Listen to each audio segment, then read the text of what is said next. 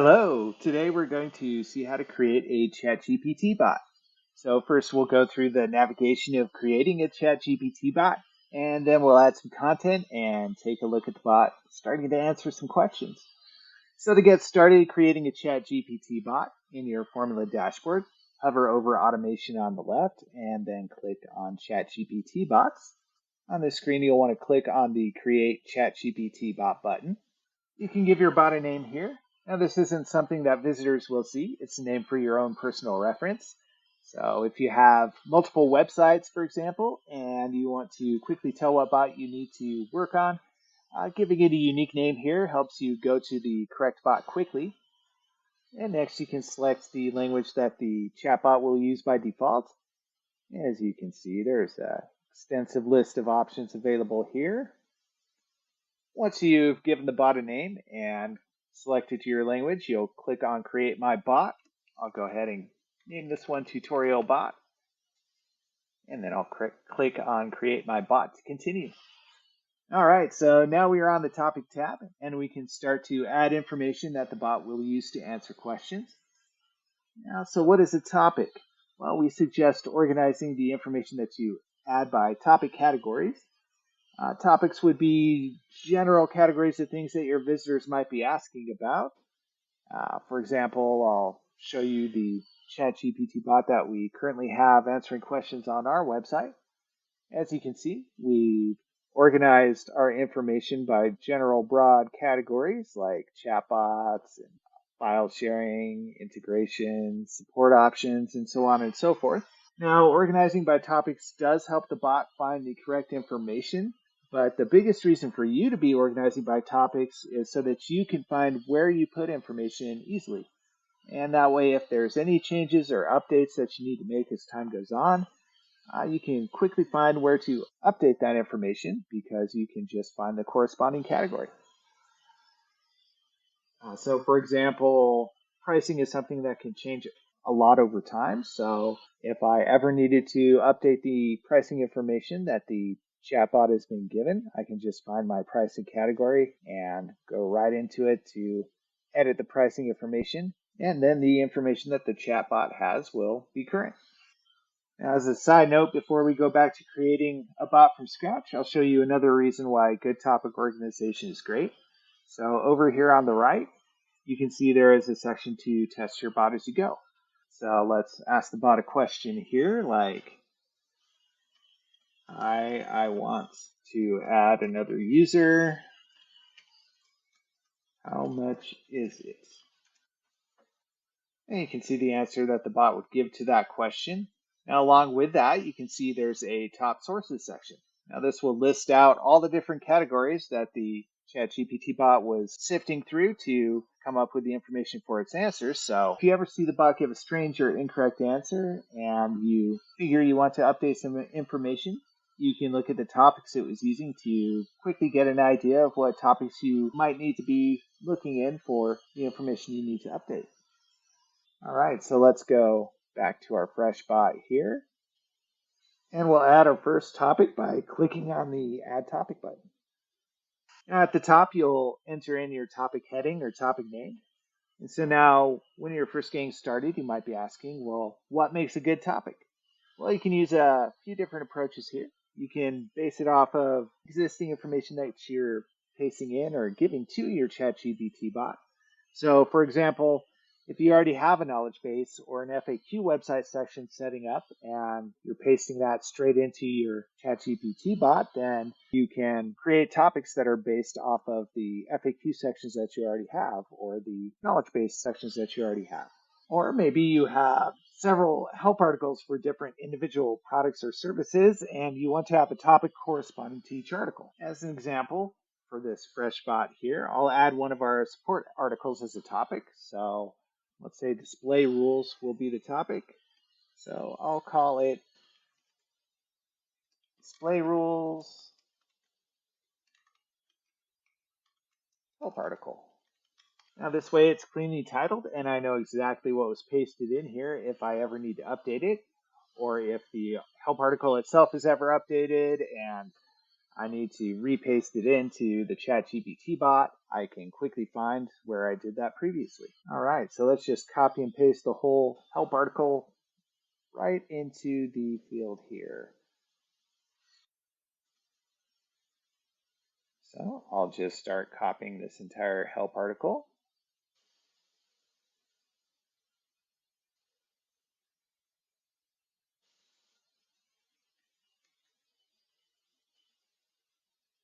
And I'm just going to paste it straight into my chatbots. Now, once you add information, of course, always click Save to save the information that you just added. All right, so I have this help article pasted in. Now let's try and ask the bot a question that's related to display rules. Let's see, let's try, what are display rules for?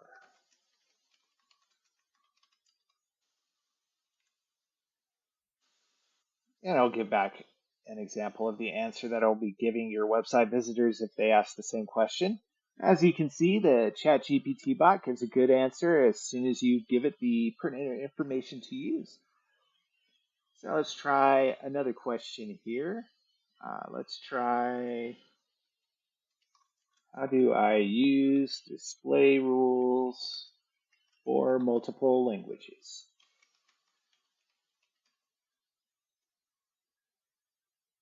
And the bot responds with the steps needed here. All right, so this topic is looking good. Now to add another topic, you can just click on your bot name over on the left. So I'll click on tutorial bot, and then you can click on add topic again to add your second topic. All right, so you keep going in the same manner, paste in your next help article or your next FAQ section, maybe free type some new content if you wanted to, and so on. And that's it really for content setup. It's as simple as adding in the information that you want your ChatGPT bot to be using. And once you've added that information, it will immediately start answering questions using the information that's been provided. We have an updated feature that has been added since the initial ChatGPT bot video was created. You may have noticed that there are actually 3 tabs in the ChatGPT bot UI now. The second tab currently is a new Webpages tab. I'll show you what that tab is about before the video continues on with the settings section. The new Webpages tab lets you specify a website URL that you want the ChatGPT bot to scrape for information to use without having to paste in the entire content in the topic section. It's a big time saver compared to pasting in every single page manually. I'll use the same display rules page we used on the topics tab for an example. If I go onto the Web Pages tab, there's an Add Web Page button. I can click on that, and then on the dialog that pops up, I can just paste in the web page URL.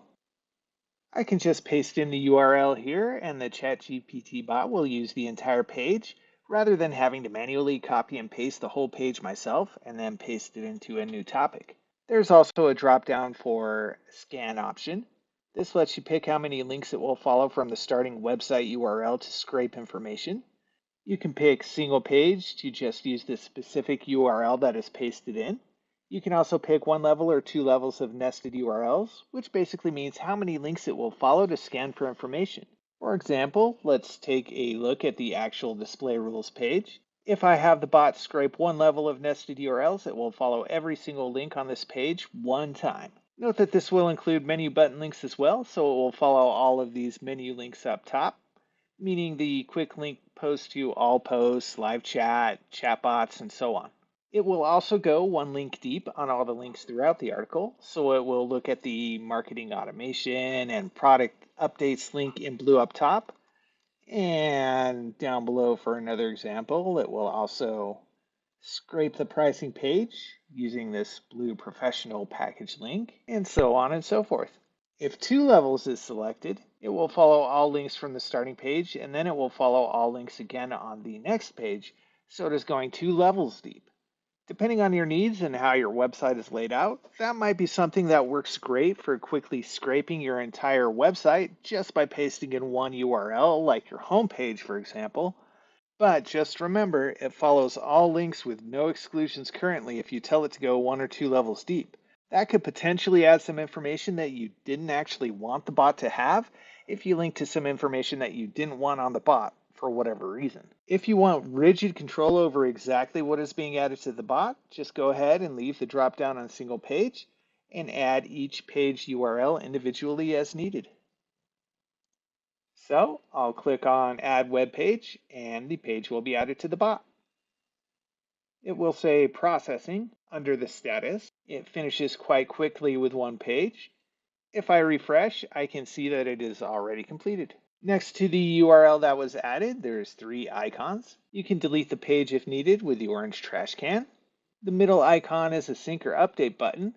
You would use that if you just made a big change on your website and you want the ChatGPT bot to immediately rescrape the page so that it is using the updated information that you just changed on your site. The far left icon is what you can click on if you want to see exactly what the ChatGPT bot scraped. So I'll go ahead and click on that. And here you can see all the information that was scanned just by adding the URL for the display rules page. I'll ask the bot a test question like, how do I set up display rules for a site with multiple languages? And I can see that it is ready to start answering questions about display rules right away. That's pretty much it. Much easier than manually pasting in entire topics yourself. However, one thing to note is that the bot may not scan pages that are heavily graphical very well. If we look at the information that was brought in from scanning the display rules page, note that it scans everything on the page, including these extra links up at the top. And if I go down to the bottom, it even pulled in a comment that was left on the blog page. None of this is anything that will stop the bot from answering display rules questions successfully in this particular example, but what if you have it scrape a largely graphical page? Let's use the Buttonizer pricing page, for example. So I'll pull up the actual Buttonizer page. I'll scroll down the page for a bit, and as you can see, it's almost entirely a set of graphics and tables. I'll copy the URL, and we'll see what happens when I put it into the ChatGPT bot. So I'll go back into the bot, back onto the Webpages tab, and I'll hit Add Web Page to add another URL. Now, once it's finished processing, I'll take a look at the information that was scanned.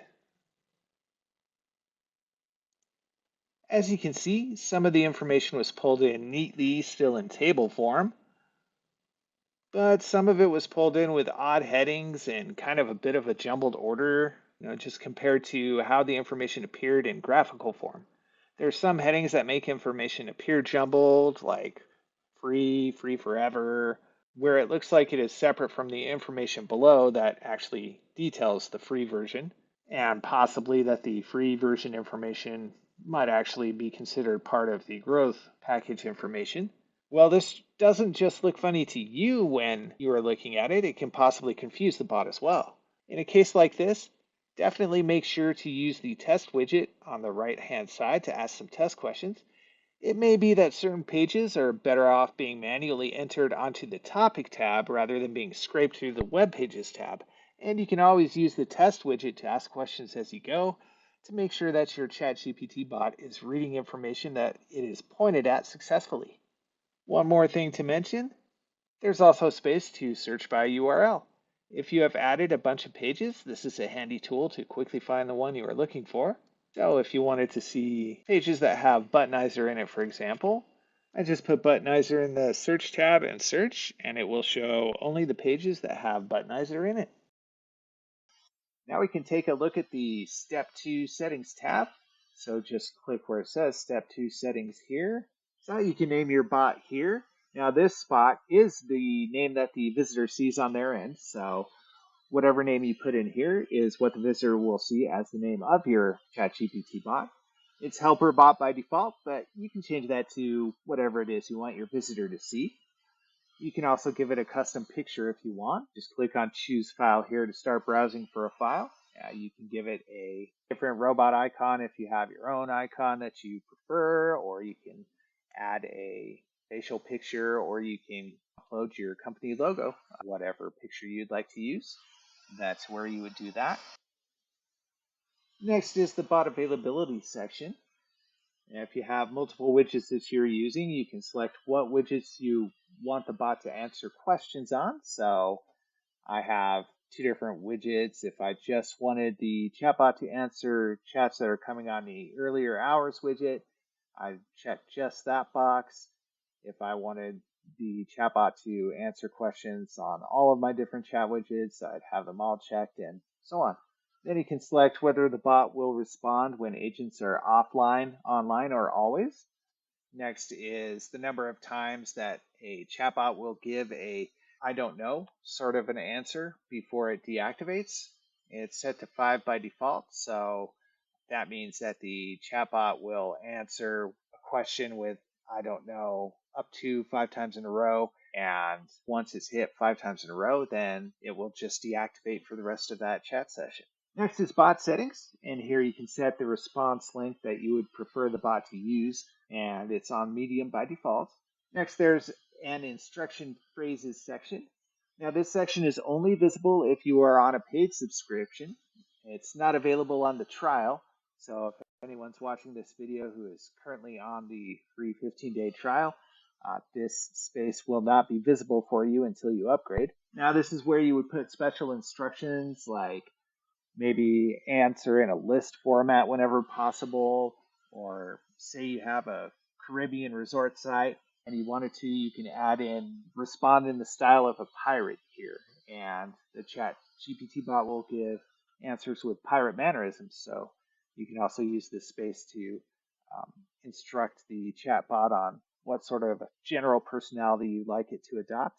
And finally, the no match response field is how the bot will respond when it doesn't know the answer to a particular question. You can add information like office hours or maybe a link to open a ticket for further support or something like that. It's a good spot to add that sort of additional information, but I would recommend keeping it short and concise if possible, just because you don't want walls of text repeating themselves if a visitor keeps getting an I don't know response from your chatbot. All right, so now we'll be looking at training the ChatGPT bot. You can go to the main ChatGPT section by clicking on ChatGPT bots. And if you do that, you'll see there's a Train My Bot link here. Now, if you click on that, you'll go into the training section. And here's where you would find messages that have come in where the ChatGPT bot was not able to give it an answer. And sometimes that will be messages that aren't supposed to have an answer. Maybe they put in some gibberish, or they put in just an email address, or there's a wild typo or something like that. If that happens, you can delete the submission with the X icon that's in the delete column here. If you get a response that makes you think, I should add that information so the bot can answer the question the next time that somebody asks the same thing, well, then you can click on the plus icon in the add topic section, and that will take you to where you can start creating a new topic that's based off of the submission that you were looking at. Now, if you don't want a whole new topic, but maybe you see a submission that makes you want to go back and add more information to an existing topic, then you can click on Edit Your Bot here, and that will take you to your list of already created topics so you can find the one you want to add information to and add the information accordingly.